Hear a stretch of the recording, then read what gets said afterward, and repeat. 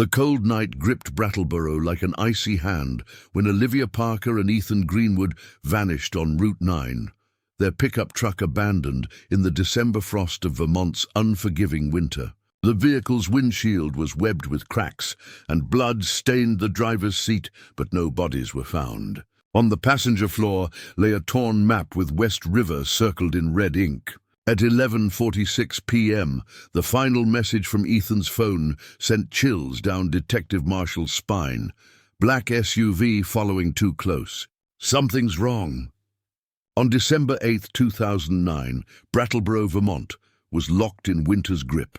The town dusted with early snow that muffled sound and blurred edges. Christmas lights twinkled against the darkness, casting colorful reflections on frozen puddles as locals prepared for the holiday season. Against this peaceful backdrop, 22-year-old Olivia Parker, a bright-eyed nursing student with auburn hair and a trademark green scarf, attended the annual winter festival with her boyfriend, 24-year-old Ethan Greenwood.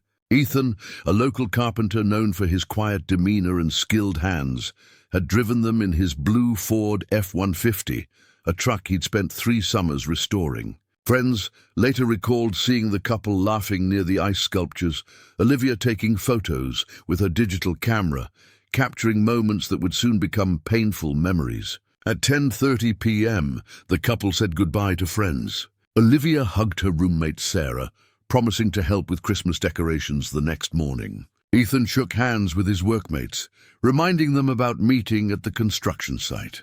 They walked hand in hand toward the parking lot, their breaths visible in the cold air, silhouettes disappearing into the darkness. By midnight, Ethan's truck was discovered on the shoulder of Route 9, heading east toward Keene.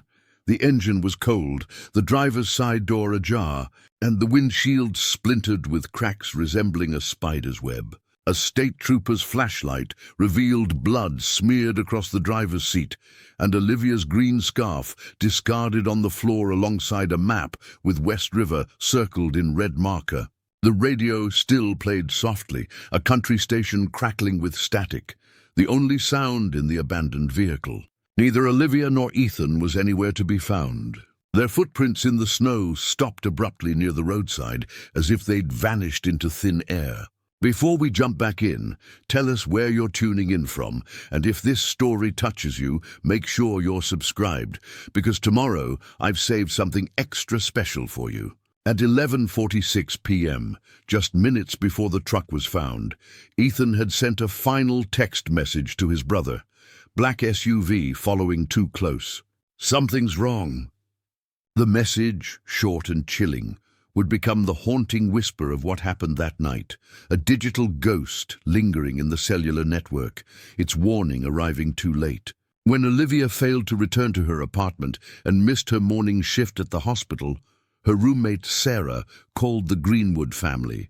Panic quickly spread when they learned neither had returned home. By early afternoon, both families converged on the Brattleboro Police Department, faces strained with worry, clutching photos of their missing loved ones. Chief Thomas Reynolds, a veteran officer with salt and pepper hair and tired eyes, listened to their concerns with practiced patience but offered little reassurance. Young folks sometimes take off for a night. Let's give them until morning before raising alarms, he said, sliding the missing persons forms across his desk with seemingly little urgency. Margaret Parker, Olivia's mother, slammed her hand on the desk, her voice breaking.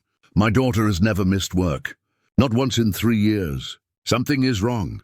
Her eyes burned with the fierce certainty of a mother's intuition. Robert Greenwood, Ethan's father, stood silently by the window, his calloused hands clenched into fists. My son's truck is abandoned on Route 9 with blood inside, and you're telling us to wait? This isn't like him. Despite their pleas, the police response remained tepid. An officer was dispatched to take photographs of the truck, but no roadblocks were established, no search parties organized. The winter night fell again, bringing with it a snowstorm that would erase crucial evidence and deepen the mystery surrounding the young couple. That night, while snow blanketed Brattleboro in silent white, the families huddled together in the Parker home. making desperate calls, organizing search efforts themselves, and praying for a miracle that seemed increasingly unlikely as each hour passed. Margaret clutched her daughter's childhood teddy bear, whispering, "Please come home," while Robert stared at his son's empty chair at the dining table, his coffee growing cold. By morning, news of the abandoned truck and the missing couple had spread through town like wildfire. The sight of blood and the mysterious circled location on the map shifted police perspective. Chief Reynolds called a meeting, his earlier dismissiveness replaced with grim determination. "We have a potential crime scene. I want every available officer on this." The investigation finally began in earnest, but precious hours had been lost. The storm had covered tracks, frozen evidence, and given whoever was responsible a head start that might never be overcome. On December 10th, as pale sunlight illuminated a freshly fallen snow, more than 200 volunteers gathered at the Brattleboro Community Center. They came bundled in winter gear, carrying thermoses of coffee and determined expressions. Local businesses donated supplies, radio stations broadcast the search details, and a command center was established with maps of the surrounding forests and the West River area prominently displayed. Detective James Marshall, newly assigned to lead the case, addressed the crowd, his breath visible in the cold air. "We're looking for any sign of Olivia Parker and Ethan Greenwood. Anything unusual, however small, could be crucial." He held up photos of the missing couple, their smiling faces a stark contrast to the somber mood. The search parties divided into groups, each assigned different sectors, radiating outward from where the truck was found. Volunteers trudged through snow-covered fields, combed the edges of frozen ponds, and called out names that echoed through the barren trees. Search dogs strained at their leashes, noses to the ground, but the fresh snow had buried most scents. By midday, a volunteer discovered something along the riverbank. Olivia's wallet, its leather softened by moisture, contents intact except for missing cash. Inside was her student ID, credit cards, and a photo of her and Ethan at Lake Champlain the previous summer. The location was nearly 3 miles from the abandoned truck, in the direction of the circled area on the map. "She wouldn't have left this behind willingly," Margaret Parker said, cradling the wallet like it was her daughter's hand. "Olivia kept everything organized. This was thrown away." Her words hung in the air, the implication clear to everyone present. Hours later, another discovery. A single boot, men's size 11, matching the style Ethan was wearing the night they disappeared. It was found partially submerged at the river's edge, laces untied as if hastily removed or fallen off in a struggle. When shown the boot, Robert Greenwood confirmed it was his son's, his voice breaking. "He got these for work last month." The findings painted a disturbing picture. Something violent had happened on Route 9, and evidence was now appearing along the West River, exactly where the map had indicated. Detective Marshall ordered divers to search the icy waters, despite the dangerous conditions and slim chances of success. As temperatures dropped and daylight waned, the search was temporarily suspended. Volunteers returned to the community center with frozen hands, red faces, and heavy hearts. The mood was somber, hope diminishing with each passing hour. That evening, a critical witness came forward. Martin Weber, a long-haul trucker, reported that while driving on Route 9 around 11:30 p.m. on December 8th, he had seen a blue pickup pulled over and a black Chevrolet Tahoe parked behind it, with high beams illuminating the scene. "I thought maybe it was a breakdown, someone helping out," Weber explained. But something felt off. The Tahoe didn't have plates, or if it did, they were covered in mud. This was the first confirmation of Ethan's final text message about a black SUV.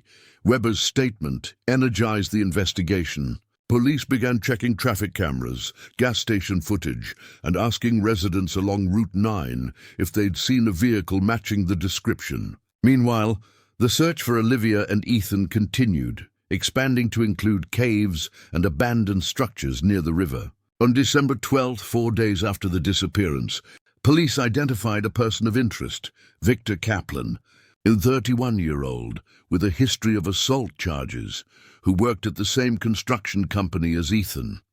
Witnesses from the Winter Festival confirmed seeing Kaplan there, though he wasn't part of Ethan's immediate circle. More significantly, Kaplan owned a black Chevrolet Tahoe. Officers surrounded Kaplan's apartment in the early hours, breaking down the door when he failed to respond. Inside, they found him apparently sleeping, confused by the intrusion. His Tahoe was parked outside, and investigators immediately noticed fresh scratches on the front bumper and what appeared to be a cleaned interior. Kaplan was taken into custody for questioning, his vehicle impounded for forensic examination. News of the arrest spread rapidly, with local media camping outside the police station and breathless updates interrupting regular broadcasting. To many in Brattleboro, it seemed the case might be solved quickly. Inside the interrogation room, Kaplan maintained his innocence. "I was at the festival, sure, but I left early. Went straight home." When questioned about the scratches on his vehicle, he claimed they happened in a parking lot days earlier. "Someone backed into me at the supermarket." As for his connection to Ethan, Kaplan acknowledged they had worked together occasionally, but weren't friends. He kept to himself mostly. Good carpenter, but quiet. He denied any interaction with Olivia, claiming he barely knew who she was. The initial forensic results from Kaplan's Tahoe were inconclusive. There were traces of cleaning products in the cargo area and on the seats, but no blood evidence or fibers connecting to Olivia or Ethan. The front bumper damage was recent, though whether from a collision with Ethan's truck or another source couldn't be determined. After 48 hours of questioning and investigation, police were forced to release Kaplan due to insufficient evidence to hold him. He walked out of the station to a chorus of shouted questions from reporters and the hostile stares of community members who had gathered outside. The Parkers and Greenwoods watched from across the street, their hope for quick answers crumbling. Kaplan's release created a wave of anger and frustration. Social media exploded with accusations, theories, and calls for justice. Local forums debated every angle, from Kaplan's past troubles to possible motives. Some claimed to have seen Kaplan arguing with Ethan at work sites, while others suggested he had once asked Olivia out and been rejected. The rumors spiraled, truth becoming increasingly difficult to separate from speculation. Detective Marshall called a press conference to address the growing unrest. "We understand the community's frustration, but this investigation must be based on evidence, not emotion. Victor Kaplan remains a person of interest, but at this time we don't have sufficient cause to charge him. We continue to pursue all leads and ask for the public's patience and cooperation." His words did little to calm the waters. The families, desperate for action, hired a private investigator and established a reward fund for information leading to Olivia and Ethan's whereabouts. Flyers with their photos appeared on every street corner, store window and bulletin board in 3 counties. As December turned to January, the temperature dropped further, and the investigation seemed to freeze with it. Search efforts continued, but with dwindling numbers of volunteers and increasingly hopeless expressions. The media gradually shifted focus to newer stories, the disappearance becoming yesterday's news, despite the family's ongoing agony. Margaret Parker appeared on local television, dark circles under her eyes, her voice raw with emotion. "My daughter is still missing. Ethan is still missing. Just because there aren't daily updates doesn't mean they've been forgotten. Someone knows something, and I'm begging you to come forward." Robert Greenwood took a different approach, spending days driving around in his truck, following the route his son might have taken, stopping at every gas station, convenience store and roadside pullout, showing photos and asking questions. His determined presence became a familiar sight on Route 9, a father refusing to give up. By February 2010, the case had officially gone cold. Detective Marshall remained committed, but had few new avenues to explore. The black Tahoe lead had fizzled when it was discovered that 3 other similar vehicles were registered in Windham County, all with owners who had verifiable alibis. Victor Kaplan, though still viewed with suspicion, had produced witnesses who confirmed he was at a bar until closing time on the night of the disappearance. Preparing and narrating this story took us a lot of time, so if you are enjoying it, subscribe to our channel. It means a lot to us. Now back to the story. The winter slowly released its grip on Vermont, snow melting to reveal a landscape changed by the passing months. For the Parkers and Greenwoods, each season brought painful reminders. Olivia's birthday in April, the construction projects Ethan would have completed by summer, holidays that left empty chairs at family tables. The first anniversary of the disappearance approached with a renewed media interest, reporters seeking updates, retrospectives, and the inevitable 1 year later stories. Chief Reynolds held another press conference, revealing little new information but assuring the public that the case remained active. "Time can work in our favor," he stated. "People who were afraid to speak may find courage. Relationships change.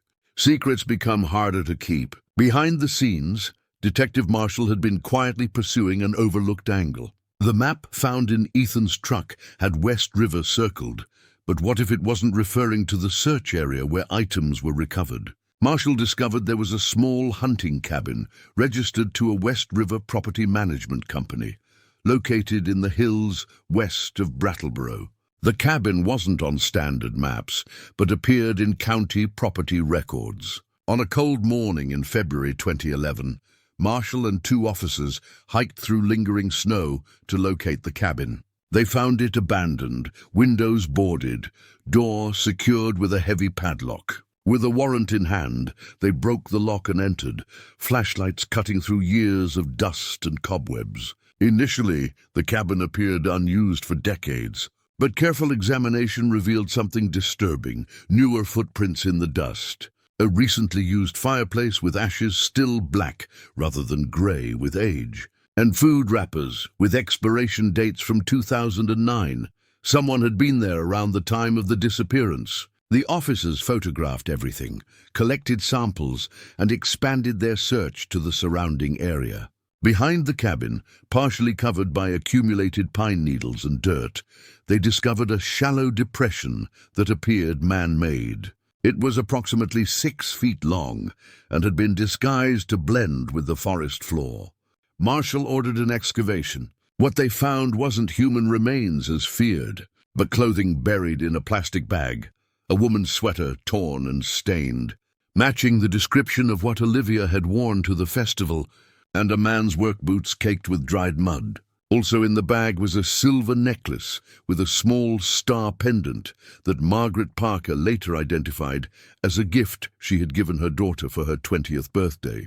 The discovery reinvigorated the investigation, but also deepened the mystery. Why bury clothes at a remote cabin?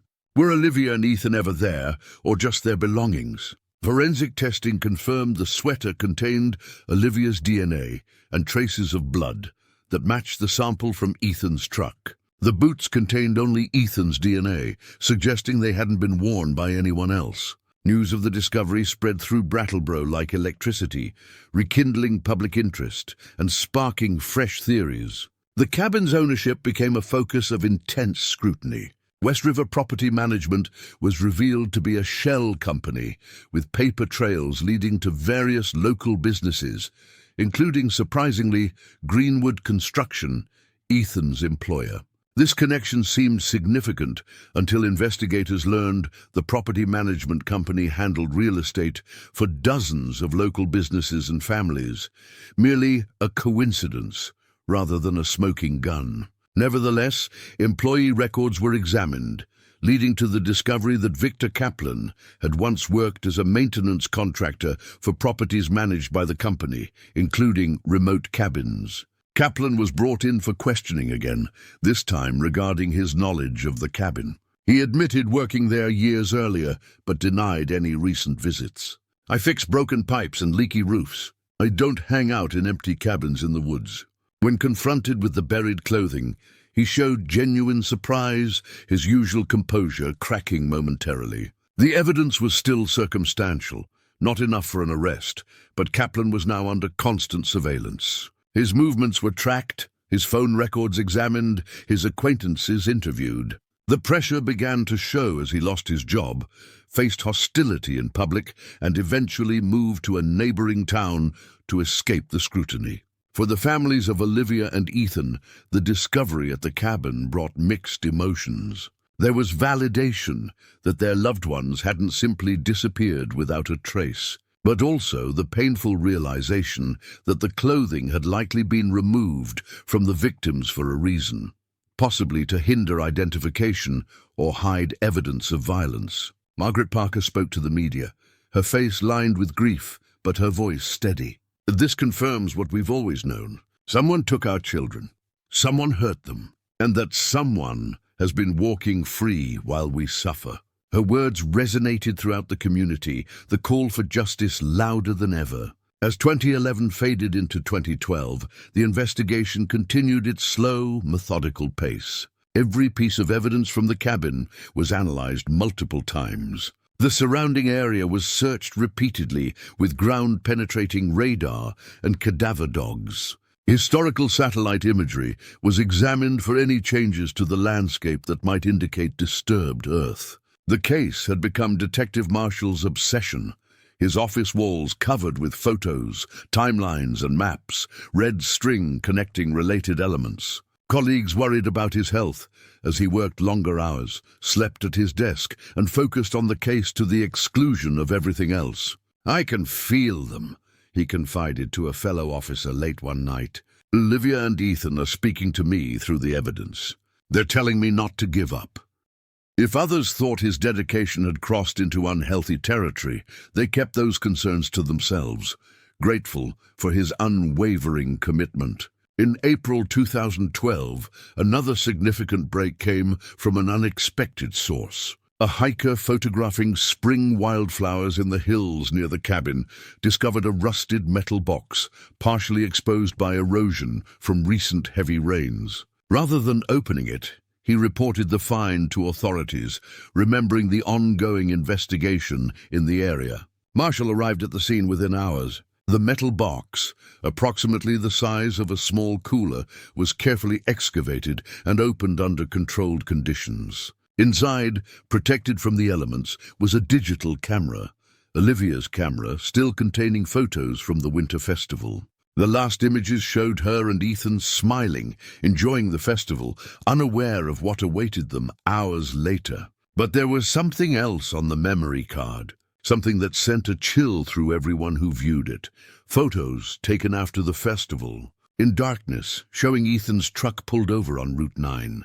The images blurry, as if taken in haste or fear. The final photo was particularly disturbing.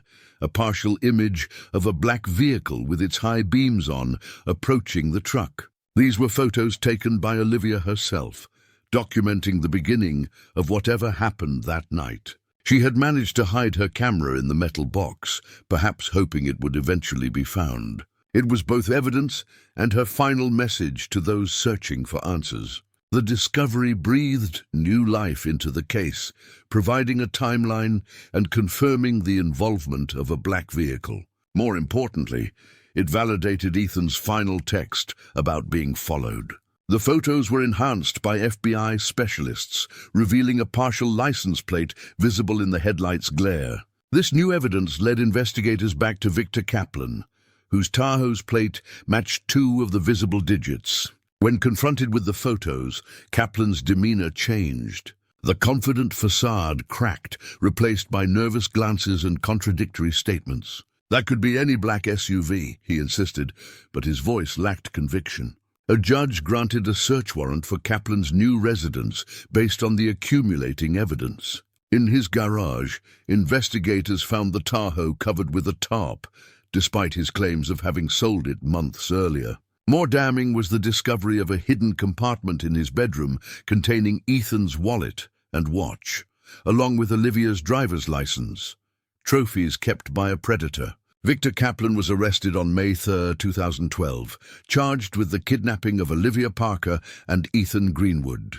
The community, which had lived under the shadow of uncertainty for nearly 3 years, reacted with a mixture of relief and renewed grief. The arrest confirmed their worst fears. The young couple had indeed met with violence that December night in 2009. With Victor Kaplan in custody, Brattleboro exhaled a collective sigh that mingled relief with renewed sorrow. The arrest dominated local headlines, with the Valley News running a front-page story. Arrest made in Parker Greenwood disappearance after 3 years. Town residents gathered in coffee shops and diners, discussing the case in hushed tones, while sideways glances followed Detective Marshall whenever he appeared in public. Despite the arrest, a vital question remained unanswered. Where were Olivia and Ethan? Kaplan maintained stubborn silence during interrogation, speaking only through his court-appointed attorney, Melinda Hayes. "My client asserts his innocence and will be vindicated at trial," she stated to reporters gathered outside the courthouse after his arraignment. The judge denied bail, citing flight risk and the gravity of the charges. For Margaret Parker and Robert Greenwood, the arrest brought complicated emotions. "I've imagined facing this person for years," Margaret confessed during a private moment in Detective Marshall's office. "Now he's here, and I still don't have my daughter." She twisted her wedding ring, a nervous habit developed since Olivia's disappearance. Robert nodded, his weathered face set in stone. An arrest isn't justice, not yet.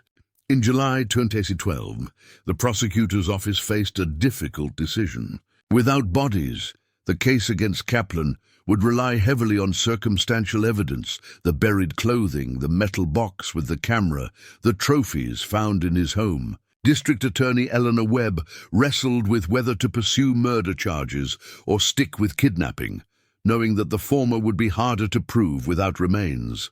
"We need to find them," Webb told Marshall during a strategy meeting. "The jury needs that closure. The families need it even more." Marshall spent evenings reviewing every statement, every search area map, looking for what they'd missed. The answer came not from evidence, but from an unlikely source: Victor Kaplan's mother, Judith. The 67-year-old woman approached Detective Marshall after a preliminary hearing, her grey hair pulled back in a severe bun, hands clutching a worn leather purse. "I know my son," she whispered, eyes darting around to ensure no one overheard. "There's an old hunting property.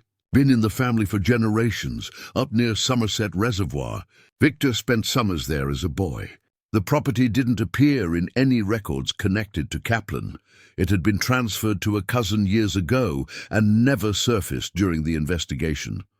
Marshall assembled a search team the next morning, driving 2 hours north through winding mountain roads to reach the isolated cabin overlooking the reservoir. The scene they discovered would haunt them forever. Behind the cabin, marked only by a crude stone arrangement, they found 2 shallow graves. Excavation revealed human remains, deteriorated after years of exposure to Vermont's harsh seasonal cycles. Dental records would later confirm what everyone already knew: Olivia Parker and Ethan Greenwood had been found. Medical examiner Dr. Sophia Chen worked methodically to determine cause of death, her gentle hands treating the remains with dignity that had been denied in death. "Both victims suffered blunt force trauma to the skull," she reported.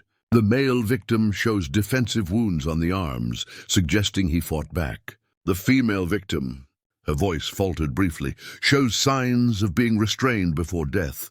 The news devastated the families, but also brought a measure of peace. "Now we can bring them home," Margaret said, her voice steadier than it had been in years. "Now we can say goodbye properly." The town of Brattleboro mourned collectively. The community center, where search parties had once gathered, became a memorial site, photographs of Olivia and Ethan surrounded by candles and flowers. Notes of remembrance covered a large bulletin board. Stories of Ethan's craftsmanship, Olivia's kindness to hospital patients, moments of ordinary grace now preserved in collective memory. On August 5, 2012, Olivia and Ethan were laid to rest side by side in the town cemetery, beneath maple trees that would turn brilliant red in autumn. The funeral procession stretched for over a mile, residents lining the streets with heads bowed in respect. At the graveside, Sarah, Olivia's roommate, read a poem Olivia had written during nursing school about healing and compassion. Robert spoke of his son's hands, hands that built, that created, that helped others, his voice breaking on the final words. With the discovery of remains, the district attorney moved forward with murder charges. The case against Kaplan strengthened when forensic analysis found soil samples from the Somerset property embedded in the treads of his Tahoe's tires, and fibers matching the vehicle's carpet were discovered on the clothing buried near the first cabin. But the most damning evidence came from Kaplan's own cell phone records, which investigators had initially overlooked. Tower pings placed his phone near Route 9 on the night of the disappearance, then traveling toward the West River cabin later that same night, and finally near the Somerset property 2 days later. As the prosecution built its case, Brattleboro struggled to understand how someone who had lived among them could commit such crimes. Victor Kaplan had been a fixture in town, a regular at the Common Ground coffee shop, occasionally playing guitar at open mic nights, waving to neighbors. His transformation from community member to accused murderer forced residents to question their sense of security and their judgment of character. Local psychology professor Dr. Helen Reeves addressed this discomfort in a community forum. "We want to believe we can identify dangerous individuals," she explained to the crowded room. "The truth is more unsettling. Those who harm others often appear ordinary. This challenges our fundamental need to feel safe." As the trial date approached, Marshall continued investigating Kaplan's past, seeking to understand if there had been warning signs. He discovered a pattern of complaints from female co-workers about uncomfortable interactions and boundary violations. Nothing that had risen to criminal charges, but a troubling pattern nonetheless. Former girlfriends described controlling behavior and angry outbursts when Kaplan felt rejected. One woman who asked to remain anonymous told Marshall he couldn't handle when someone moved on. He'd show up places watching. "I always felt he was waiting for something." Her testimony would later prove valuable in establishing motive. In October 2012, nearly 3 years after the disappearance, Victor Kaplan's trial began. The Windham County Courthouse's aged brick exterior and imposing columns seemed appropriate for the gravity of proceedings within. Security was tight, with officers stationed at every entrance and metal detectors screening all visitors. Inside, the courtroom's polished wooden benches filled early each morning with reporters, Brattleboro residents, and supporters of both families. Margaret Parker attended every day, sitting straight-backed in the front row, her eyes never leaving Kaplan. Robert Greenwood came sporadically, the emotional toll sometimes too great to bear continuously. District Attorney Webb opened with a compelling narrative, methodically walking the jury through the events of December 8, 2009, and the evidence discovered in the years that followed. She displayed photos of the young couple in life, then the evidence that marked their deaths, the abandoned truck, the buried clothing, the recovery site at Somerset. "This case is about obsession," Webb stated, her voice carrying throughout the hushed courtroom.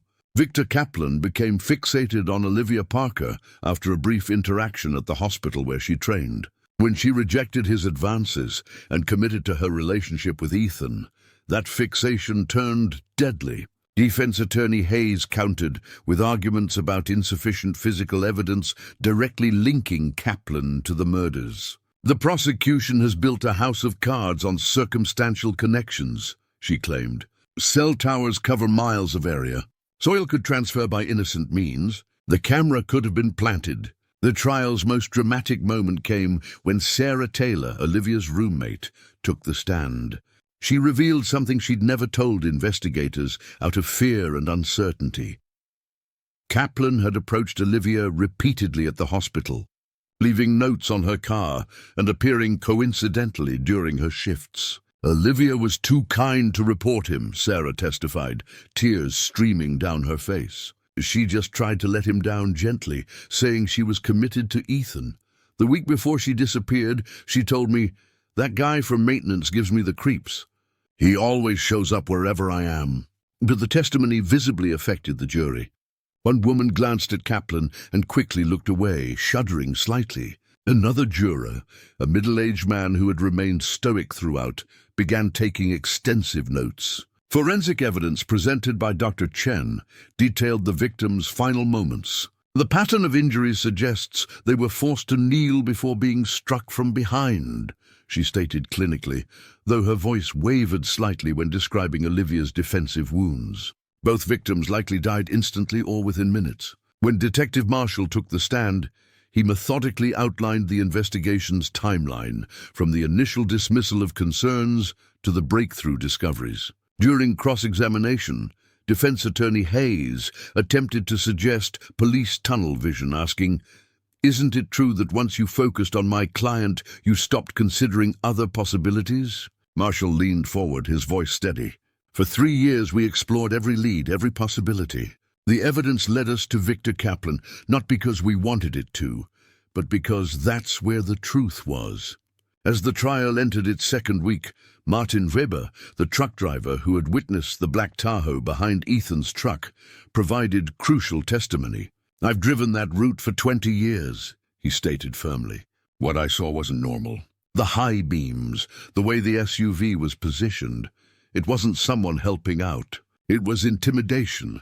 The prosecution's case strengthened further when FBI analyst Rebecca Cohen presented enhanced images from Olivia's camera. Using advanced software, they had isolated a partial reflection in the truck's side mirror, revealing a face behind the wheel of the black SUV, Victor Kaplan's face, distorted but recognizable. "The likelihood of this being anyone other than the defendant," Cohen testified, "is less than 1 in 10,000 based on facial recognition metrics." Throughout the proceedings, Kaplan sat expressionless, occasionally whispering to his attorney, but showing no reaction to testimony or evidence.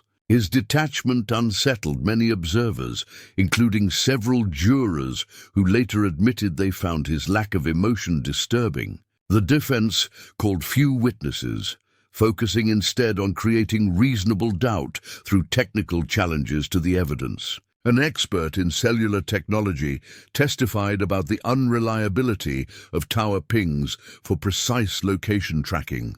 A forensic specialist questioned the chain of custody for items recovered from the Somerset property. In a surprising move, the defense also called Judith Kaplan, Victor's mother. In halting testimony, she spoke of her son's difficult childhood, his father's abandonment, and struggles with social relationships. "Victor was always different," she said, dabbing at tears. "He never meant to hurt anyone. He just wanted to be loved." During cross-examination, DA Webb gently but firmly asked, "Mrs. Kaplan, if your son never meant to hurt anyone, why did you come forward about the Somerset property?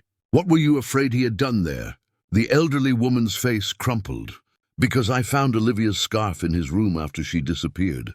I knew then, but I couldn't. I couldn't bring myself to—" She couldn't finish, dissolving into tears. Her testimony inadvertently strengthened the prosecution's case, suggesting even Kaplan's mother had suspected his involvement years before his arrest. In the trial's final days, the question of whether Victor Kaplan would testify loomed large. After lengthy consultation with his attorney, he chose to take the stand, a decision that would prove disastrous for his defense. Kaplan appeared calm initially, denying any involvement in the disappearances and offering alternative explanations for the evidence. He claimed the items found in his possession were purchased at a local flea market, unaware of their significance. He suggested his cell phone might have been borrowed by a co-worker on the night in question. But under Webb's skillful cross-examination, his composure cracked. When pressed about specific details of the burial site that hadn't been published in media reports, Kaplan faltered, contradicting earlier statements. His explanation for being near the Somerset property changed 3 times in as many minutes. The breaking point came when Webb displayed the enhanced image showing his reflection in the truck's mirror. "That's you, isn't it, Mr. Kaplan?" she asked quietly. After a long silence, he answered, "It looks like me." "Because it is you," Webb pressed. "You followed them that night." You forced them off the road. You took them to the cabin, then to Somerset. You ended their lives. Kaplan's face transformed, the mask of indifference slipping to reveal something cold beneath. She should have given me a chance, he said, his voice suddenly different, harder. I just wanted to talk. Ethan got in the way. The courtroom froze. Defense attorney Hayes closed her eyes briefly, recognizing the case was lost. Margaret Parker let out a small, pained sound. In those few words, Kaplan had confirmed what 3 years of investigation had pieced together. Recognizing his mistake, Kaplan attempted to backtrack, claiming stress and confusion, but the damage was done. His partial admission hung in the air, impossible to retract. After closing arguments, the jury deliberated for just 6 hours before returning with their verdict. As the court clerk read guilty for each of the 4 counts, 2 for kidnapping, 2 for first-degree murder, Margaret Parker gripped Sarah's hand so tightly her knuckles turned white. Robert Greenwood, standing at the back of the courtroom, nodded once, his expression unchanged. Judge Harold Thornton set sentencing for December 8th, 2012, exactly 3 years after Olivia and Ethan disappeared. The date's significance was lost on no one. When the sentencing hearing arrived, Brattleboro was blanketed in fresh snow. The courthouse steps swept clear for the crowds gathered outside. Inside, both families prepared to give victim impact statements, their first opportunity to address Kaplan directly.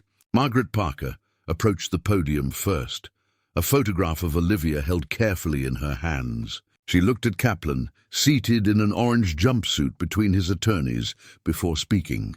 For 3 years, I woke up every morning, hoping today would be the day Olivia came home, she began, her voice steady despite the tears on her cheeks. Now I know she's never coming home. You took my only child, my beautiful, compassionate daughter, who wanted to heal people, who had her whole life ahead of her. She held up the photograph, Olivia in her nursing scrubs, smiling. This is who she was. Not evidence, not a case number. A person who loved and was loved. Robert Greenwood followed, his large hands gripping the podium. My son built things, he said simply. He created. You destroyed. There is nothing else I want to say to you. Sarah shared memories of her roommate, study sessions that turned into deep conversations, Olivia's excitement about becoming a nurse, the Christmas decorations they'd planned to hang together. She made everyone around her better, Sarah concluded. The world is dimmer without her in it. When given the opportunity to speak, Kaplan declined, staring straight ahead, his expression unreadable. Judge Thornton delivered the sentence with clear contempt. Consecutive life terms, without possibility of parole, to be served at the maximum security Northern State Correctional Facility. You have shown no remorse, Thornton stated, looking directly at Kaplan. You have brought immeasurable grief to 2 families and an entire community. Society must be protected from individuals who value their desires above others' lives. As Kaplan was led away, Margaret Parker watched him go, then turned to Detective Marshall. It's over, she said quietly. Marshall nodded, though his eyes suggested he would carry this case forever. Justice was served, he replied, even if it came too late. In the days following sentencing, Brattleboro began the difficult process of healing.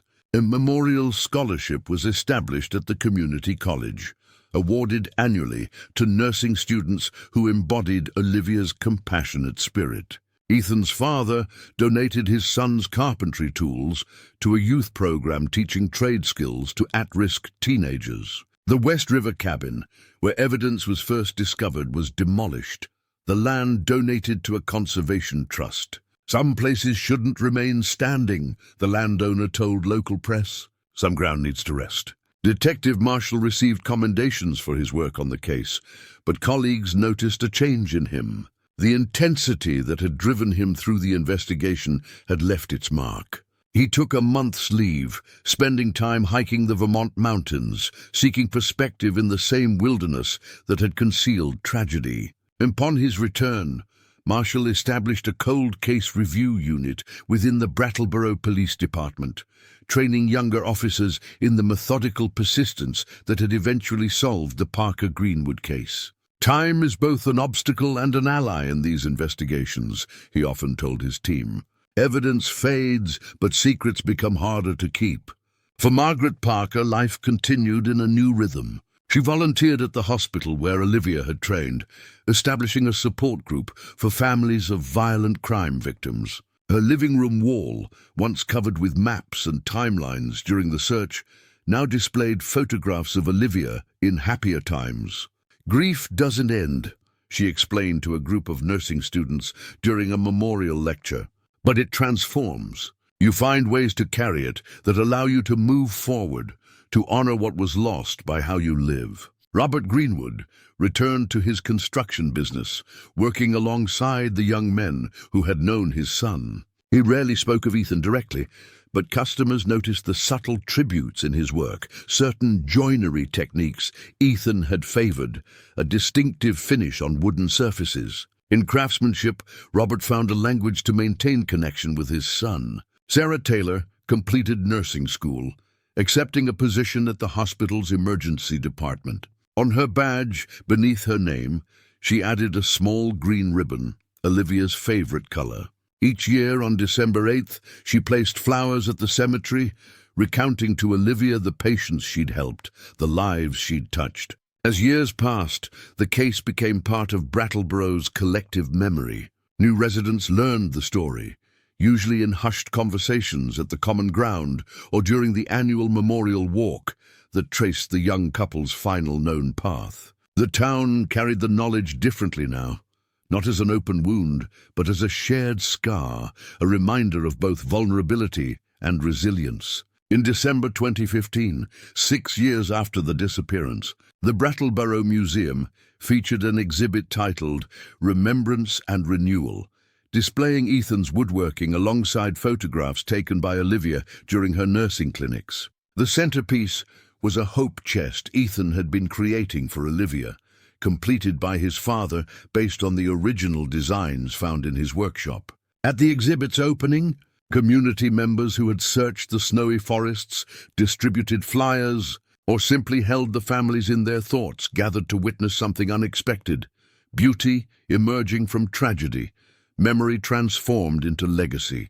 Detective Marshall, now heading the cold case unit, stood before the crowd, his hair grayer but his voice strong. "This case changed our community," he acknowledged. "It showed us the darkest possibility, yes, but also our capacity for compassion and persistence. The truth was buried deep, but together we brought it into the light." Margaret Parker, standing beside Sarah, surveyed the room filled with photographs of her daughter. Olivia laughing with hospital patients, Olivia capturing sunrise over Lake Champlain, Olivia in quiet moments of reflection. "She would have loved this," Margaret whispered, seeing how many lives she touched, even in absence. In a quiet corner of the exhibit, a simple display held items recovered during the investigation.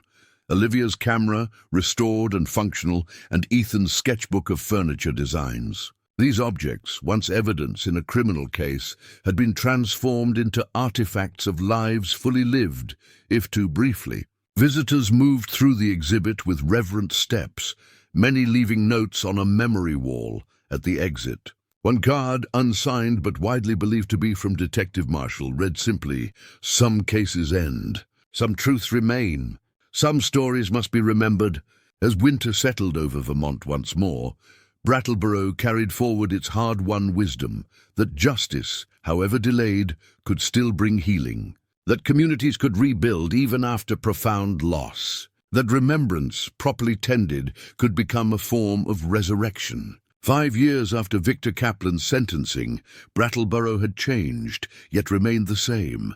The quaint downtown still bustled with local shops and cafes. Tourists still admired the historic architecture, and the Connecticut River still flowed steadily eastward.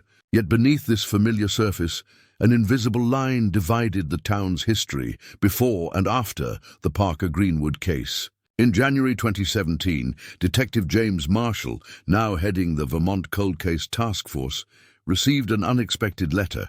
The handwriting was precise, almost mechanical, Victor Kaplan's distinctive script. Marshall opened it with latex-gloved hands, a habit from years of evidence handling. "I have more to tell you," the letter began simply.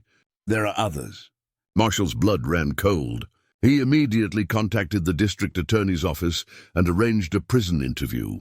Security protocols were doubled for the meeting at Northern State Correctional Facility, where Kaplan had spent 5 years in solitary confinement, separated from the general population. When Marshall entered the sterile interview room, he barely recognized the man before him. Victor Kaplan had aged decades in 5 years, his once robust frame now gaunt, his dark hair streaked with gray. Only his eyes remained unchanged, flat, calculating, watching Marshall's every movement. "Why contact me now?" Marshall asked, voice steady despite the unease crawling up his spine. Kaplan leaned forward slightly. "I'm dying. Pancreatic cancer. 6 months, maybe less." A thin smile. No appeals left, nothing to lose. The medical records confirmed Kaplan's claim. Terminal diagnosis, treatment refused. Marshall studied the man's face, searching for deception, but finding only a disturbing serenity. "You said there were others," Marshall prompted. Kaplan nodded slowly. "Before Olivia and Ethan, 3 others. I can give you names, locations, closure for more families." He tapped his fingers rhythmically on the metal table. "But I want something in return." "What could you possibly want?" "Your sentence won't change.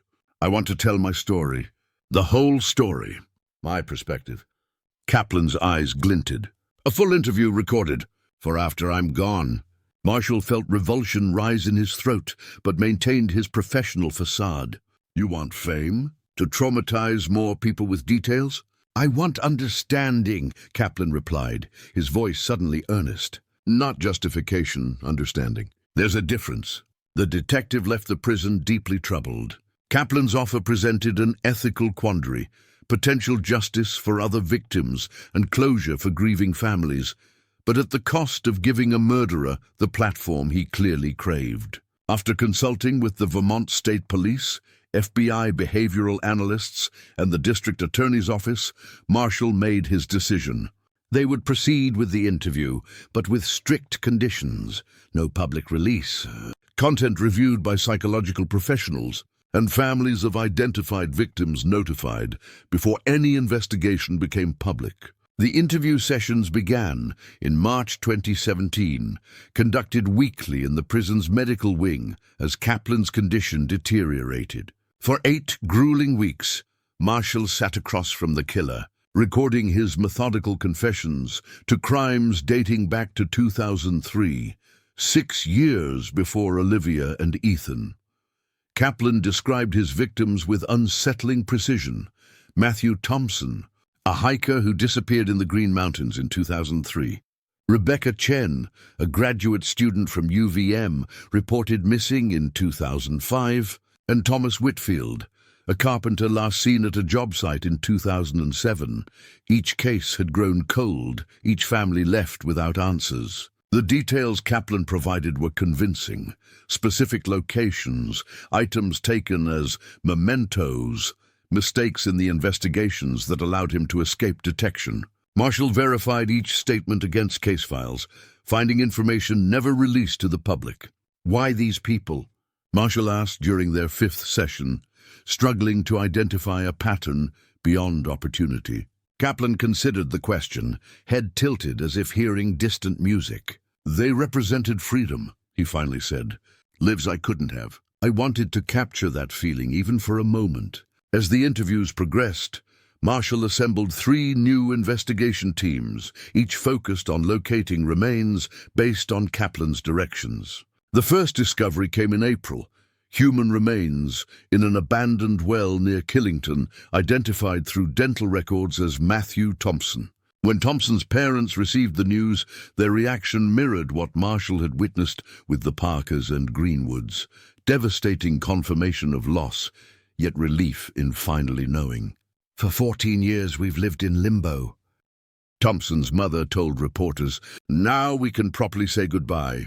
Rebecca Chen's remains were recovered from a remote cave system, requiring specialized equipment and 3 days of careful excavation. Thomas Whitfield was found buried beneath a shed on property once owned by Kaplan's uncle. Each recovery brought renewed media attention, and with it, uncomfortable questions about how one man had committed multiple murders across Vermont without detection. The state police faced public scrutiny, particularly when it emerged that a partial fingerprint from the Chen case matched Kaplan, but had never been followed up on due to administrative oversight. Governor Elizabeth Hammond ordered a comprehensive review of cold case procedures across all Vermont law enforcement agencies. "These failures cannot be repeated," she declared during a press conference. "Every victim deserves our full attention and resources, every family our unwavering commitment to finding the truth." As Kaplan's health failed rapidly, Marshall conducted what would be their final interview in late May.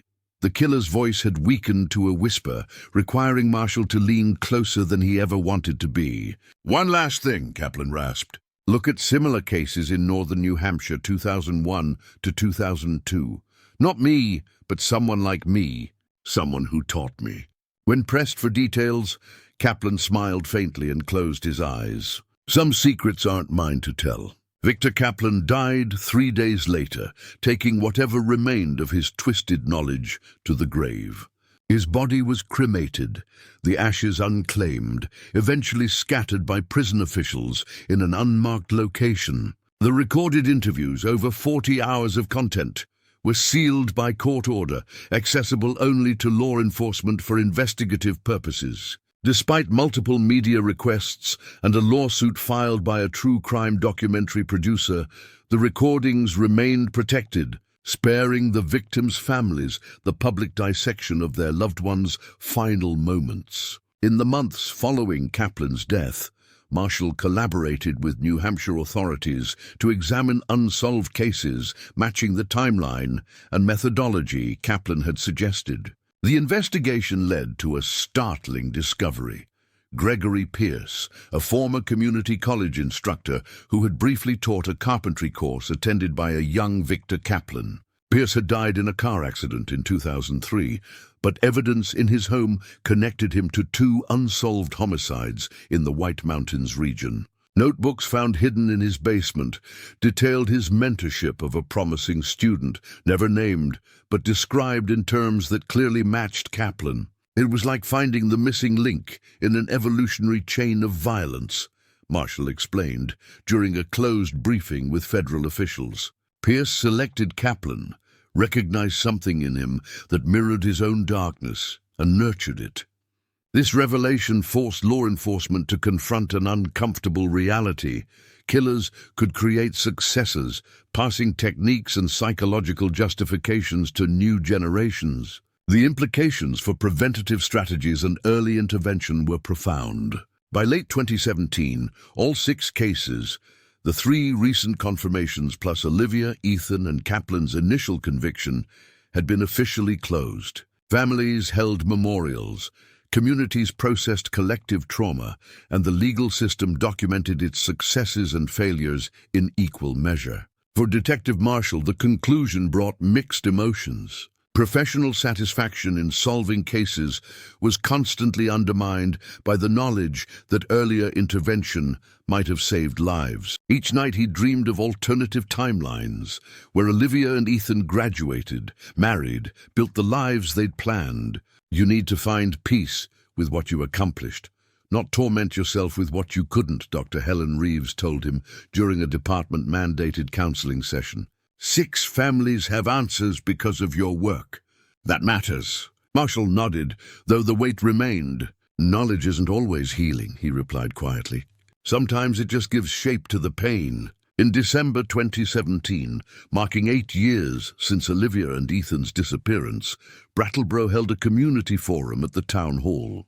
Unlike the angry gatherings during the initial investigation or the tense updates during Kaplan's trial, this meeting focused on transformation, how tragedy had reshaped individual lives and collective priorities. Margaret Parker spoke about the victim advocacy organization she'd established, now serving 3 states.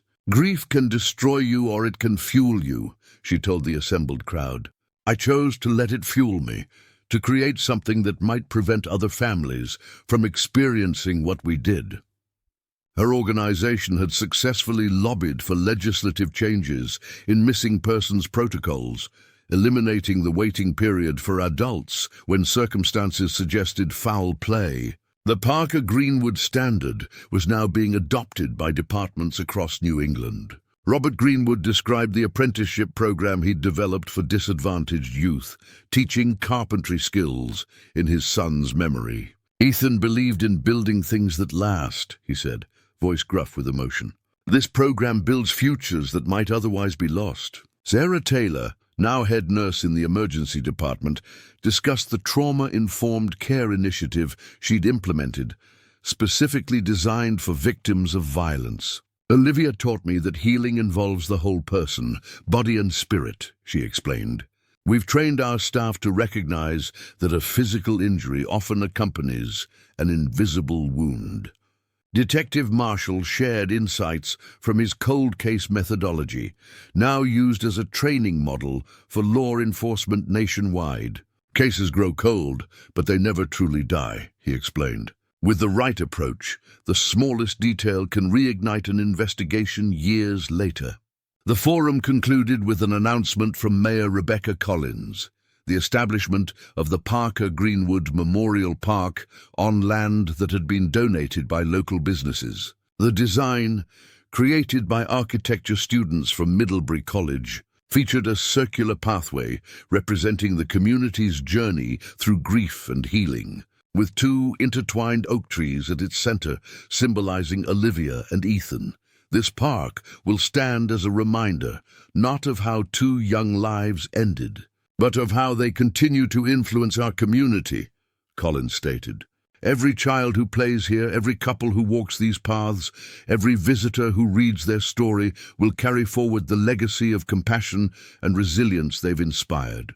Construction began in spring 2018, with volunteers from across Vermont contributing labor, materials, and artistic elements. Robert Greenwood personally crafted the memorial benches, while nursing students from Olivia's program planted a healing garden with medicinal herbs and flowers. The park's dedication in August 2018 drew hundreds of attendees, including officials from law enforcement agencies nationwide who had studied the case. The ceremony featured music from local artists, readings of poetry written by community members, and the release of monarch butterflies symbolizing transformation. Margaret Parker cut the ceremonial ribbon, her hands steady despite the emotion of the moment. "This park represents our community's journey from darkness to light," she said, looking out at the gathered faces. "It honors not just 2 lives, but the collective spirit that refused to abandon the search for truth." As attendees walked the circular path for the first time, many noticed small bronze plaques embedded in the ground at regular intervals, each bearing a single word: remembrance, persistence, compassion, justice, hope, renewal. In the years that followed, the park became a touchstone for the community, a physical manifestation of tragedy transformed into purpose. School groups visited to learn about civic responsibility and the importance of speaking up when something felt wrong. Law enforcement trainees studied the case that had changed investigative protocols nationwide. Families affected by similar losses found comfort in the healing garden. The impact extended beyond Brattleboro's borders. The Parker-Greenwood Foundation, established with settlement funds from successful lawsuits against agencies that had mishandled evidence, provided scholarships for forensic science students and grants for small police departments to implement cold case review programs. Margaret Parker became a sought-after speaker at victim advocacy conferences. Her gentle wisdom and practical approach to channeling grief into action resonating with audiences nationwide. "There is no moving on," she often said. "There is only moving forward, carrying what we've lost within us, allowing it to shape but not define our journey." Robert Greenwood expanded his apprenticeship program to 5 locations across Vermont and New Hampshire, creating opportunities for young people who might otherwise have fallen through society's cracks. His workshops produced furniture for community centers, shelters, and schools, each piece bearing a small wooden inlay of intertwined initials, OP and EG. By 2020, the small cold case unit Marshall had established had grown into the Northeast Regional Cold Case Center, a collaborative effort between Vermont, New Hampshire, Maine, and Massachusetts. Housed in a renovated factory building in Brattleboro, the center combined law enforcement expertise with academic research and technological innovation. Cold cases require patience, persistence, and perspective, Marshall explained during the center's opening ceremony. We've created an environment where investigators can step back from daily pressures and focus on the details that might otherwise be missed. The center's first major breakthrough came in August 2020, when analysts connected 5 seemingly unrelated disappearances across the region through a pattern of cell tower activations. The subsequent investigation led to the arrest of a long-haul trucker operating throughout New England, bringing closure to families who had waited decades for answers. For Detective Marshall, now Director Marshall, this success represented the culmination of lessons learned from the Parker Greenwood case. Every investigation teaches us something, he told his team during their weekly briefing. We honor victims by applying those lessons to help others. In December 2020, 11 years after Olivia and Ethan disappeared, Marshall received an unexpected visitor at the center. Sarah Taylor, now married and expecting her first child, arrived carrying a small wooden box crafted by Robert Greenwood. "I wanted you to have this," she said, placing it on his desk. "It's from all of us. Margaret, Robert, myself, everyone whose lives you changed by refusing to give up." Inside the box lay a simple silver compass, engraved with a message. "Some paths are dark, but truth always points north. With eternal gratitude." Marshall ran his thumb over the inscription, emotion tightening his throat. "I was just doing my job," he managed finally. Sarah shook her head, smiling gently. "It was never just a job to you, and we all knew it. You carried their story when it was too heavy for us." That evening, Marshall walked through the memorial park as snow began to fall, coating the pathways and benches in pristine white. He stopped at the twin oak trees, now growing strong and tall, their branches beginning to reach toward one another. The case had defined his career, shaped his approach to investigation, and fundamentally altered his understanding of both justice and healing. He had witnessed the worst of humanity in Kaplan's calculated violence, but also the best in the community's response, people coming together, refusing to forget, transforming loss into legacy. At the park's exit stood a stone marker with words chosen by the families for Olivia Parker and Ethan Greenwood, whose lives continue to light the way forward. May we honor their memory by helping others find their way home. Marshall traced the letters with his fingertips, the compass heavy in his pocket.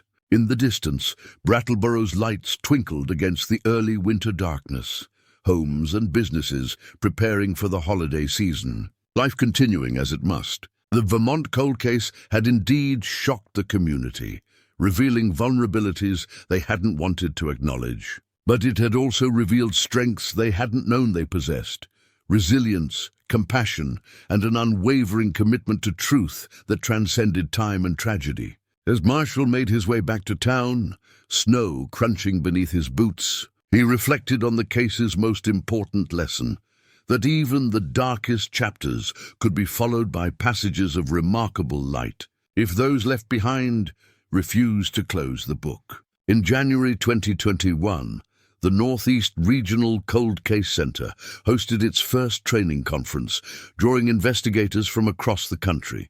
Marshall opened the session by displaying 2 photographs, Olivia smiling in her nursing scrubs and Ethan with the hope chest he'd crafted, alongside a timeline of their case from disappearance to resolution. "Cold cases aren't just about finding suspects or processing evidence," he told the assembled officers. They're about restoring narratives that were violently interrupted. Our job is to write the final chapters with truth, allowing families to close books that have remained painfully open. The conference included presentations from forensic specialists, psychological profilers, and technological innovators. But the most impactful session featured Margaret Parker and Robert Greenwood discussing the family perspective on long-term investigations. "There's a particular kind of torture in not knowing," Margaret explained, her quiet voice commanding complete attention. "Imagination fills the void with scenarios worse than reality. Give families facts when you have them, even difficult ones. Truth is painful, but uncertainty is unbearable." Robert, still a man of few words, added simply, "Talk to us like people who matter, not problems to manage. Remember that behind every case file is a life someone cherished." Their insights became the foundation for a new protocol implemented across partner agencies, the Family Liaison Initiative, ensuring consistent, compassionate communication throughout investigations, regardless of duration. In June 2021, Marshall received word that the final case, potentially linked to Gregory Pierce, Kaplan's suspected mentor, had been resolved through DNA evidence preserved from a 2001 crime scene. This marked the conclusion of a generational chain of violence spanning 20 years and affecting at least 9 families across 2 states. The Vermont Attorney General held a press conference announcing the findings, acknowledging both the tragedy of lives lost and the dedication that had finally brought answers. "These cases represent both our darkest moments and our finest," she stated. "They remind us that persistence in the pursuit of truth is not merely a professional obligation, but a moral imperative." For many in law enforcement, the resolution brought professional satisfaction and a sense of completed duty. For Marshall, it brought something more complex, a reckoning with the cost of commitment, the years spent immersed in others' trauma, the toll of carrying stories that could never have happy endings. Dr. Helen Reeves, now consulting regularly with the Cold Case Center, recognized the symptoms of cumulative stress in Marshall and many of his colleagues. She implemented a wellness program specifically designed for long-term investigators, addressing the unique psychological challenges of cold case work. "We talk about victim care and family support," Reeves explained during a staff meeting, "but we rarely acknowledge that carrying these cases changes you. Being a witness to the worst of humanity requires intentional counterbalancing." The program included regular psychological check-ins, peer support groups, and mandatory periods away from case files, time specifically dedicated to restoration activities. For Marshall, this meant returning to the Vermont mountains, hiking trails that reminded him of the state's beauty beyond crime scenes and burial sites. In September 2021, a new academic year began at Brattleboro Community College, where 2 scholarship recipients prepared to follow paths inspired by the Parker-Greenwood case. Emma Martinez, studying forensic science with support from the Parker-Greenwood Foundation, hoped to specialize in evidence preservation techniques for cold cases. Jason Collins, enrolled in the nursing program, planned to continue Olivia's interest in trauma-informed care. "Their legacy isn't just about how they died," Martinez told the local paper during an interview about the scholarship. "It's about how their story changed systems, inspired careers, and ultimately saved others by improving how we respond when people go missing." This perspective reflected Brattleboro's evolved relationship with tragedy, a community that had moved beyond victimhood to embrace agency and transformation. The annual Remembrance Walk now emphasized not only honoring those lost, but celebrating positive changes their cases had inspired. On December 8, 2021, 12 years after the disappearance, Margaret Parker published a memoir titled After Answers: Finding Purpose When the Search Ends. The book chronicled not just Olivia's case, but Margaret's journey through grief, advocacy, and eventually a different kind of healing than she had imagined possible. "Finding justice didn't end my pain," she wrote in the final chapter, "but it gave that pain purpose. My daughter's life was stolen, but her legacy grows stronger every day through lives touched, policies changed, and families supported. In this way, she continues, the book's launch event at the Memorial Park drew hundreds, including families from across the country who had faced similar losses. Margaret signed copies beneath the twin oaks, now tall enough to provide shade, their branches finally touching overhead, separate trees whose growth had brought them together. Detective Marshall, standing at the edge of the gathering, watched as Margaret embraced each person who approached, offering not just her signature but her presence, the authentic attention of someone who truly understood. In her gentle strength, he saw the most powerful outcome of the case, the transformation of victimhood into advocacy, of pain into purpose. As winter settled over Vermont once more, Marshall found himself returning often to the park, sometimes sitting for hours on one of Robert's benches, watching visitors interact with the memorial. Families with children running along paths, couples reading the plaques together, solitary visitors finding quiet moments of reflection. On one such evening, as twilight painted the snow in lavender and gold, Marshall noticed a young woman placing flowers beneath the oak trees. He recognized her immediately, Sarah's daughter, now almost a year old, bundled against the cold in her mother's arms. Her middle name is Olivia, Sarah explained, joining Marshall on the bench. I tell her stories about her namesake, about the kind of nurse she was, the kind of friend. Someday she'll understand the full story, but for now she knows this is a special place where we remember someone important. The child reached toward Marshall with mitten-covered hands, her curious eyes examining this new person. He offered his finger, which she gripped with surprising strength. That's Detective Marshall, Sarah told her daughter. He's the one who never gave up. In that moment, holding the gaze of a child who would grow up in a world made marginally safer by lessons learned from tragedy, Marshall felt something shift within him, not an erasure of the case's weight, but a rebalancing. The darkness remained, acknowledged and respected, but no longer dominant. As they left, Sarah turned back briefly. You know, I used to think closure was finding answers about what happened. Now I think it's about finding meaning in what happens next. Marshall nodded, understanding completely. The Vermont cold case had indeed shocked the community, but the true story wasn't in the shock.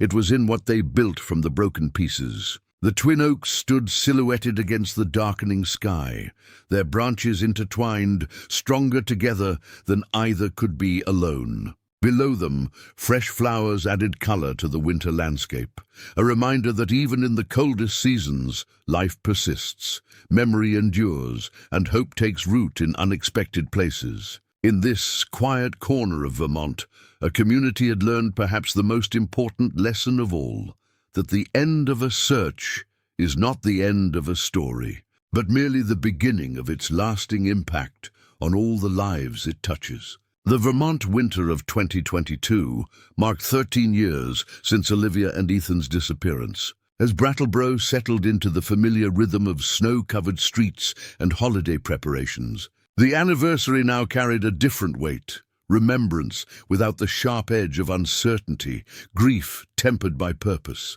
The Northeast Regional Cold Case Center had grown into a nationally recognized institution, its methodologies taught at the FBI Academy and its collaborative approach replicated in 7 states. Director James Marshall, silver now dominating his once dark hair, had been invited to Washington to receive the Justice Department's Distinguished Service Award for his pioneering work. Standing before colleagues from across the country, Marshall accepted the honor with characteristic humility.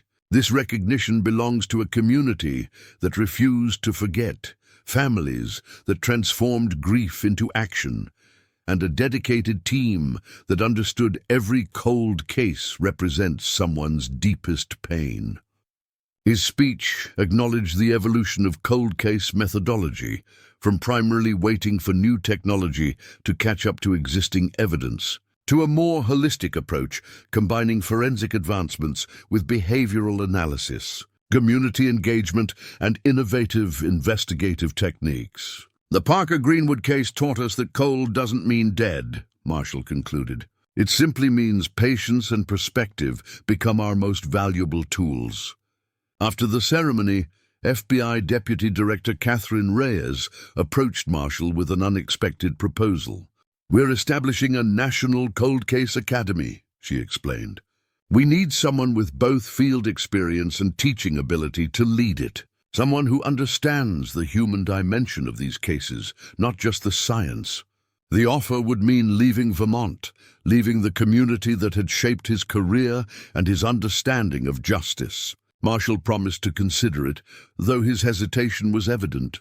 Upon returning to Brattleboro, he shared the opportunity with Margaret Parker during their monthly coffee meeting, a tradition they had maintained for years, their initial professional connection having evolved into genuine friendship. "You should accept," Margaret said without hesitation, surprising him. "What happened here matters beyond our town. What we learned should help others." Marshall studied her face, noting how time had softened her features without diminishing the clarity of purpose in her eyes. "I feel like I'd be abandoning what we built." Margaret smiled gently. "Nothing we built depends on any single person anymore. That's the point." She gestured toward the window, where the memorial park was visible in the distance. "Roots are established. Now it's time for branches to extend." Her perspective shifted something in Marshall's thinking. Perhaps the greatest honor he could pay to Olivia and Ethan's memory wasn't remaining in place as guardian of their story, but ensuring its lessons reached further than anyone had imagined possible. In February 2022, Marshall accepted the position, with one condition: that the Academy's first cohort include officers from rural departments with limited resources, the places where cases most easily went cold due to lack of specialized training and technology. His departure from Brattleboro was marked by a community gathering that reflected how deeply the Parker Greenwood case had woven itself into the town's identity. Former investigators, volunteers who had searched the snowy forests 13 years earlier, reporters who had covered every development, and countless residents whose perspectives on justice had been forever altered, came to wish him well. Robert Greenwood presented him with a handcrafted writing desk for his new office in Quantico. "For all the reports you'll be writing," he said gruffly, "make them count." Sarah Taylor, now Director of Nursing at Brattleboro Memorial Hospital, brought her daughter Olivia, a curious toddler who presented Marshall with a hand-painted stone. "For your new desk," she explained seriously. "So you remember Vermont." Marshall's successor at the Cold Case Center, Detective Rebecca Torres, had worked alongside him for 5 years. "The foundation is solid," she assured the gathered crowd. "The work continues." As Marshall prepared to leave the town that had been both the site of profound tragedy and remarkable healing, he visited the memorial park one final time. The twin oaks had grown tall and strong, their branches creating a natural archway over the central pathway. Spring was just beginning to soften the landscape, early wildflowers pushing through the last patches of snow. He sat on a bench, watching a school group tour the memorial. Their teacher explained how the Parker Greenwood case had changed missing persons protocols nationwide, her voice carrying clearly in the crisp air. "Because of what happened here," she told the attentive students, "police departments now respond immediately when circumstances suggest danger, even for adults. This is called the Parker Greenwood Standard, and it saved lives across the country." One student raised her hand. "Were you here when it happened?" The teacher nodded. "I was a freshman in high school. I remember the search parties, the flyers everywhere, but mostly I remember how the community came together, how people who barely knew each other became a unified force searching for truth."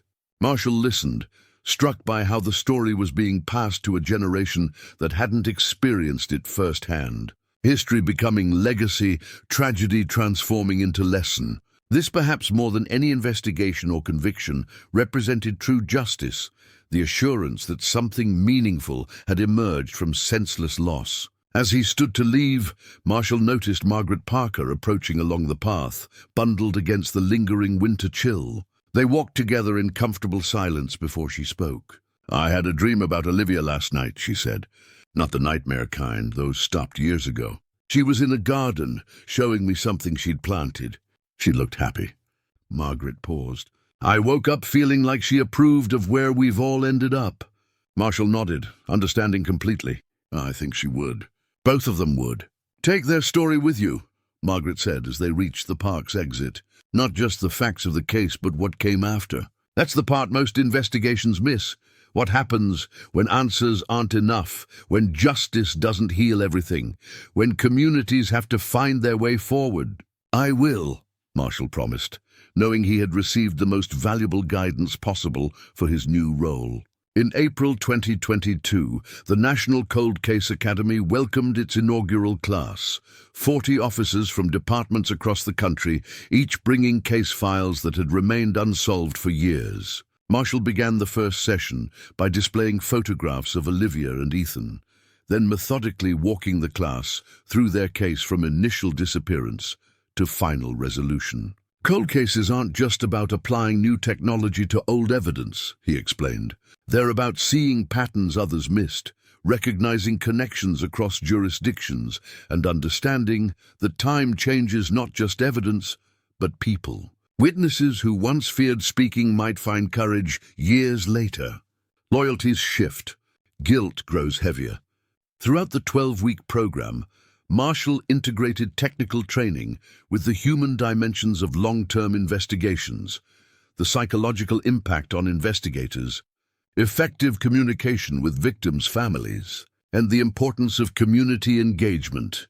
Dr. Helen Reeves joined as guest faculty, developing a curriculum on investigator resilience. Cold case work creates a unique form of stress, she explained to the class. You're carrying not just current trauma, but historical weight, the accumulated pain of victims, families, and communities that have waited years or decades for answers. Her sessions introduced practical strategies for maintaining psychological balance while immersed in difficult cases, compartmentalization techniques, mindfulness practices, and recognition of secondary trauma symptoms.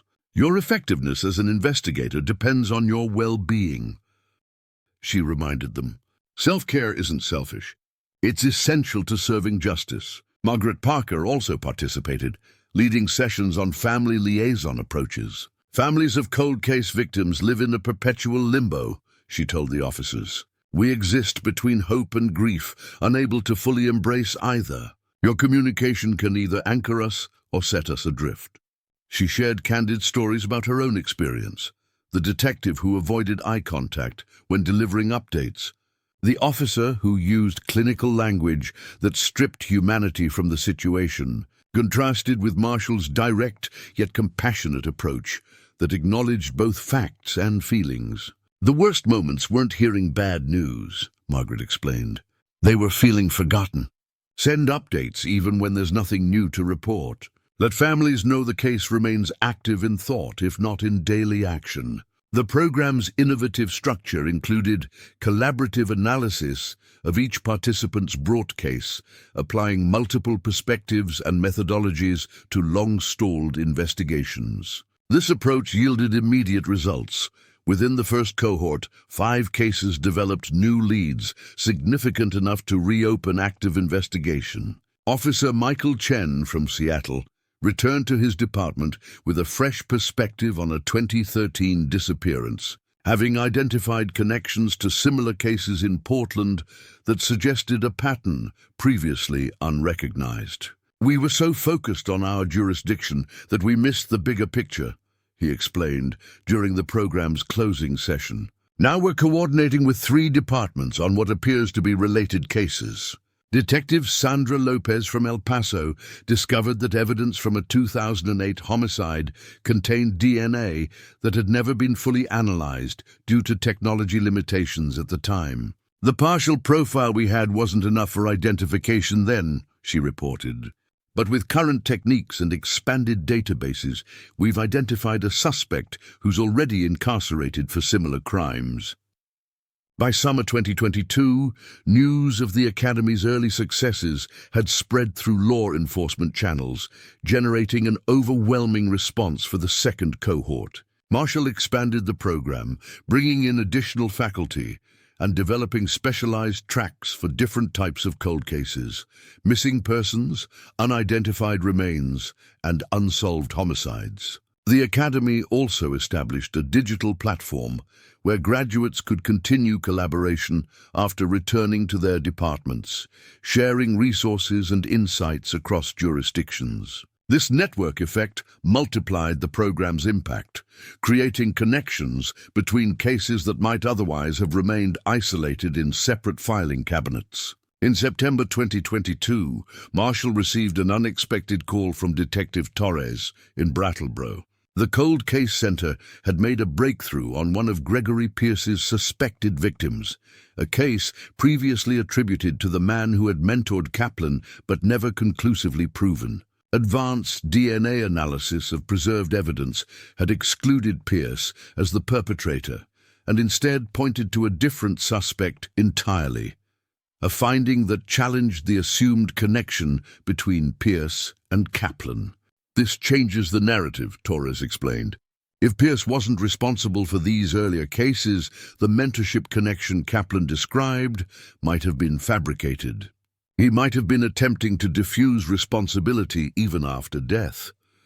The discovery prompted Marshall to re-examine all cases potentially linked to the Pierce-Kaplan connection. Working with behavioral analysts, he developed an alternative theory that Kaplan had studied cold cases himself, learning from investigative failures rather than from a literal mentor. He may have been creating a mythology, Marshall suggested during a conference call with Vermont authorities. Serial offenders often construct narratives that distribute blame or suggest they're part of something larger than themselves. This insight led to a refinement in how the Academy approached potential pattern cases, introducing more rigorous verification before accepting claimed connections between crimes. It also reinforced the importance of evidence-based conclusions rather than compelling narratives, a lesson Marshall emphasized repeatedly to his students. "The most dangerous thing in cold case work is a story that fits too neatly," he cautioned during lectures. "Reality is messy. Truth often contradicts our expectations. Be willing to abandon theories when evidence leads elsewhere." In December 2022, marking 13 years since the Parker Greenwood disappearance, Brattleboro held a community symposium titled "After Answers: Transforming Tragedy into Change." The event brought together law enforcement, victims' advocates, mental health professionals, and community leaders to discuss how the case had altered policies, perspectives, and priorities. Marshall returned to Brattleboro for the symposium, experiencing the strange sensation of being simultaneously insider and outsider in the community he'd served for decades. The town had continued evolving in his absence. New businesses on Main Street, young families who knew the Parker Greenwood case only as local history, fresh energy blending with established traditions. The symposium opened with a presentation from the Vermont State Police on the implementation of the Parker Greenwood standard for missing persons cases. Captain Elizabeth Reynolds shared statistics demonstrating improved outcomes since the protocol's adoption. "In the past 5 years, we've seen a 64% reduction in the time between initial reports and substantive investigation for adult missing persons, where circumstances suggest potential danger," Reynolds reported. This translated to faster recovery in 37% of cases and improved evidence preservation in 82%. Margaret Parker and Robert Greenwood participated in a panel discussion on turning personal tragedy into systemic change. Their foundations had merged earlier that year, creating a more powerful advocacy organization with national reach. "Grief gives you two options," Margaret told the audience. "You can turn inward, or you can reach outward. Both are valid responses. But for me, reaching outward created purpose from pain." Robert, still a man who preferred action to words, described the apprenticeship program's expansion to 15 locations across New England. "We've trained over 200 young people in trade skills," he said, pride evident in his voice. "Each one carries Ethan's legacy forward without even knowing it. Dr. Reeves presented research findings on community trauma recovery using Brattleboro as a longitudinal case study. What distinguishes this community's response was the transformation of passive victimhood into active agency, she explained. Rather than merely surviving tragedy, Brattleboro used it as a catalyst for meaningful change. The symposium concluded with an evening reception at the Memorial Park, now transformed by holiday lights that illuminated the pathways and twined through the branches of the twin oaks. Despite the December chill, hundreds gathered to share memories, celebrate progress, and renew commitments to the values that had emerged from collective grief. Marshall found himself surrounded by former colleagues, community members, and academy graduates who had traveled to Brattleboro to experience the place that had shaped his approach to cold cases. He introduced them to Margaret, Sarah, and Robert, watching as the direct connection to those who had lived the case deepened their understanding beyond what any classroom could provide. As the gathering continued, Marshall stepped away briefly, walking the illuminated path to stand beneath the twin oaks. Their branches, bare in winter but strung with tiny white lights, created a cathedral-like space that invited contemplation. He thought about the journey from that first night when Olivia and Ethan disappeared, the initial frustration with dismissive responses, the years of painstaking investigation, the breakthrough discoveries, and finally, the transformations that continued to ripple outward from this small Vermont town. And light snow began to fall, catching in the trees' lights to create a gentle shimmer. Marshall heard footsteps approaching and turned to find Sarah with her daughter Olivia, now nearly 2 years old, and fascinated by the falling snow. She wanted to say hello to her namesake, Sarah explained, lifting the child to touch a low-hanging branch of one of the oaks. I bring her here often. I want her to understand that difficult things can lead to beautiful changes. The child looked at Marshall curiously, then pointed upward at the lights twinkling among snowflakes. Pretty, she declared, with the definitive certainty only toddlers possess. Yes, Marshall agreed, smiling. Very pretty. In that moment, standing between past and future, the memorial trees, and the child named for someone she would never meet, but whose legacy would shape her world, Marshall understood something essential about cold cases, about justice, about the human capacity for transformation. The true resolution of any case wasn't measured solely in arrests or convictions, necessary as those were. It came in the rebuilding that followed, communities strengthened rather than shattered by tragedy, systems improved rather than merely criticized, lives honored through lasting change rather than temporary memorial. As he returned to the gathering, Marshall carried this understanding not as a weight, but as a torch to be passed. To his academy students, to communities still searching for answers, to investigators facing cases that seemed impossible to resolve.